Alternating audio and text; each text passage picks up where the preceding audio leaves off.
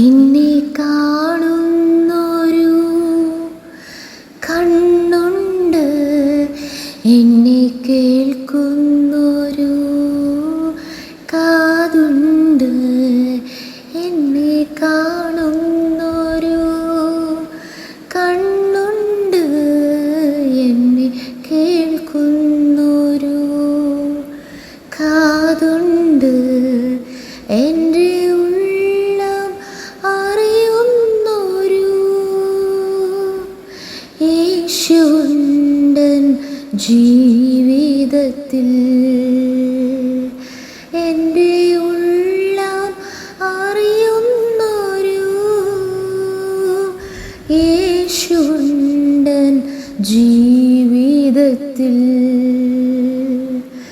എൻ്റെ യേശുവേ, എൻ്റെ ദൈവമേ, അങ്ങേ കാണുവാൻ, സ്നേഹം നുകരുവാൻ, ഈ പാരിൽ ജീവിക്കുവാൻ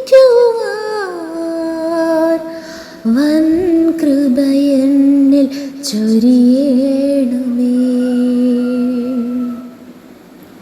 പ്രൈസ് ഗോഡ്.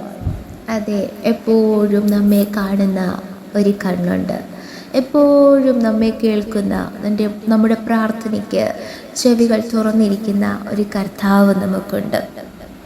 ആ ദൈവത്തിൻ്റെ സന്നിധിയിൽ നിഷ്കളങ്കരായി നീതിയായി നടന്ന് ദൈവഭക്തിയോടെ നാം ജീവിച്ച് ദൈവത്തിന് പ്രസാദമായുള്ളത് ചെയ്ത് എപ്പോഴും ആ ദൈവത്തിലേക്ക് നോക്കി ആ ദൈവത്തിൻ്റെ സ്നേഹം അനുഭവിച്ചുകൊണ്ട് നാം മുന്നോട്ട് നീങ്ങുമ്പോൾ നിശ്ചയമായി ആ കർത്താവിൻ്റെ സ്നേഹത്തിൽ നിലനിൽക്കുമെങ്കിൽ ദൈവസാന്നിധ്യം എപ്പോഴും നമ്മോട് കൂടെയിരിക്കും.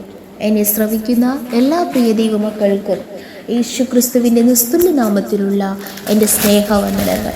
ഈ പ്രഭാതത്തിലും അല്പസമയ ചിന്തയ്ക്ക് ആധാരമായ അപ്പോസ്തലനായ പത്രോസ് എഴുതിയ 1-ാം ലേഖനം 3-ാം അധ്യായം അതിൻ്റെ 12-ാം വചനം നമുക്ക് വായിക്കാം. കർത്താവിൻ്റെ കണ്ണ് നീതിമാന്മാരുടെ മേലും അവൻ്റെ ചെവി അവരുടെ പ്രാർത്ഥനയ്ക്കും തുറന്നിരിക്കുന്നു. എന്നാൽ കർത്താവിൻ്റെ മുഖം ദുഷ്പ്രവർത്തിക്കാർക്ക് പ്രതികൂലമായിരിക്കുന്നു. അതേ പ്രിയ ദൈവമക്കളെ, അനീതി നിറഞ്ഞ ലോകത്ത് നാം ആയിരിക്കുമ്പോൾ ദൈവം മുൻപാകെ നാം നീതിയായി നടന്ന് നീതി പ്രവർത്തിച്ച് നീതിയെ പിന്തുടരുമെങ്കിൽ കർത്താവിൻ്റെ കണ്ണ് എപ്പോഴും നമ്മുടെ മേലുണ്ടായിരിക്കും.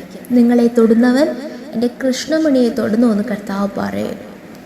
അങ്ങനെയാണെങ്കിൽ കർത്താവിൻ്റെ കണ്ണ് നമ്മുടെ മേലുണ്ടെങ്കിൽ യാതൊരു വ്യക്തിക്കോ ശക്തിക്കോ ദൈവത്തിൻ്റെ അനുവാദമില്ലാതെ നമ്മെ തൊടുവാനോ നമ്മെ നശിപ്പിക്കുവാനോ ഒരിക്കലും സാധ്യമേ അല്ല. ദൈവരാജ്യം ഭക്ഷണവും പാനീയവുമല്ല, നീതിയും സമാധാനവും പരിശുദ്ധാത്മാവിൽ സന്തോഷമത്രേ നാം വായിക്കുന്നു.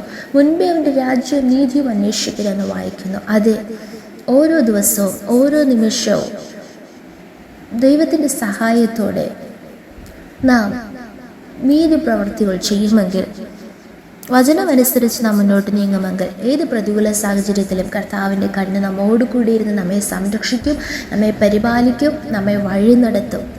വീണ്ടും നാം വായിക്കുന്നു, അവൻ്റെ ചെവി അവരുടെ പ്രാർത്ഥനയ്ക്കും തുറന്നിരിക്കും. നാം എല്ലാവരും പ്രാർത്ഥിക്കുന്നവരാണ്. എന്നാൽ ആരുടെ പ്രാർത്ഥനയ്ക്കാണ് ദൈവത്തിൻ്റെ ചെവികൾ തുറന്നിരിക്കുന്നത്? നീതിമാന്മാരുടെ പ്രാർത്ഥനയ്ക്ക്. പ്രിയ ദൈവമക്കളെ, നമ്മെ തന്നെ ഒന്നുകൂടെ ശോധന ചെയ്യാം. ദൈവം മുൻപാകെ നീതിയായി നമുക്ക് ജീവിക്കാം. നിശ്ചയമായി നമ്മെ കാണുവാൻ, കണ്ടിട്ടും കാണാതെ പോകുന്ന സമൂഹത്തിൻ്റെ നടുവിൽ നാം ആയിരിക്കുമ്പോൾ നമ്മുടെ ശബ്ദം കേൾക്കുവാൻ സ്വദൃഷ്ടപ്പെടാത്ത വ്യക്തികൾ നമ്മുടെ ഇടയിൽ കാണാം. എന്നാൽ എപ്പോഴും നമ്മുടെ പ്രാർത്ഥനയ്ക്ക് ചെവികൾ തുറന്നിരിക്കുന്ന ഒരു സ്നേഹവാനായ ദൈവമുണ്ട്. ആ കർത്താവിനോട് അധികമായി നമുക്ക് ചേർന്ന് ജീവിക്കാം. ആ കർത്താവ് നമ്മെ ഒരു നാളും കൈവിടുകയില്ല, ഉപേക്ഷിക്കുകയില്ല. കർത്താവിൻ്റെ മുഖം ദുഷ്പ്രവർത്തിക്കാർക്ക് പ്രതികൂലമായിരിക്കും. നാം നീതി പ്രവർത്തിക്കുമെങ്കിൽ ദൈവം നമുക്ക് അനുകൂലമായിരിക്കും. എന്നാൽ ദുഷ്ടതയാണോ നാം പ്രവർത്തിക്കുന്നതെങ്കിൽ നിശ്ചയമായി ദൈവത്തിൻ്റെ മുഖം നമുക്ക് പ്രതികൂലമായിരിക്കുന്നു. ആയതിനാൽ ദൈവകാര്യങ്ങൾ നമ്മെ തന്നെ ഏൽപ്പിച്ചു കൊടുക്കാം. നമ്മെ കാണുന്ന, നമ്മെ കേൾക്കുന്ന ഒരു ദൈവം നമ്മോട് കൂടെയുണ്ട്. ഒരുമിച്ച് പ്രാർത്ഥിക്കുക. നല്ല ദൈവമേ, സ്വർഗ്ഗസ്ഥ പിതാവേ, അനുഗ്രഹിക്കപ്പെട്ട പ്രഭാതത്തിലും അങ്ങ് ഞങ്ങൾക്ക് നൽകിയ നല്ല ആലോചനയ്ക്കായി സ്തോത്രം. ഈ വചനപ്രകാരം ഞങ്ങളെ അനുഗ്രഹിച്ചാട്ടെ. താഴ്ത്തുന്നു, സമർപ്പിക്കുന്നു യേശുവിൻ്റെ നാമത്തിൽ. ആമേൻ. Good morning. Have a nice day. May God bless you all.